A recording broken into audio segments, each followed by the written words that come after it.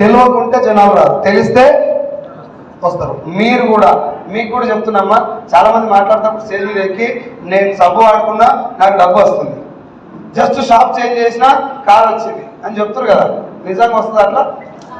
Just సబ్బుతో కూడా డబ్బు వస్తుందా? కామెడీలు చేయకూడదు జనాలతో. ఎందుకంటే ఈ మధ్యన జోకర్ గారు బయలుదేరారు యూట్యూబ్లో, ఎవరికి నచ్చినట్టు వాడే మాట్లాడుతుంది. నెట్వర్క్ మార్కెటింగ్ అంటే ఇది అమాయకు జనాలను ఆగం చేస్తారు.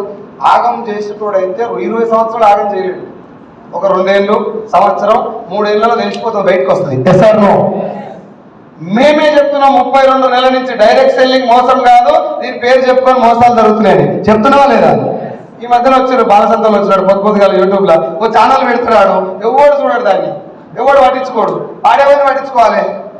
ఎవడైనా ఛానల్ పెడితే ఎవరి గురించి మాట్లాడితే గట్టిగా చూస్తారని, లైన్లో ఉందని పట్టుకోవాలి.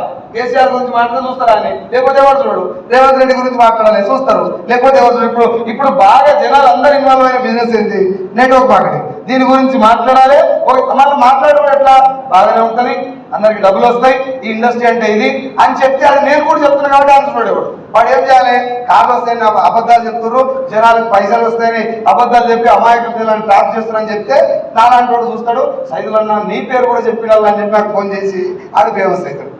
సో నా పాయింట్ ఏంటంటే ఇక్కడ మిస్టేక్ మనది. అంటే పాతలోకి చెప్తున్నా, మీరు ఎవరి దగ్గరికి పోయినా ఏం చేయొద్దు, జాయిన్గా వస్తూనే ఉంటాయి అని చెప్పారు అనుకో, ఇంకోసారి నాకు ఇవ్వంటే నేనే కొడతాను. ఇంకా అట్లా వస్తున్నాయి అతన్ని పైసలు నిజంగా చెప్పండి. అట్లా ఇట్లా వస్తే పైసలు వచ్చినాయా?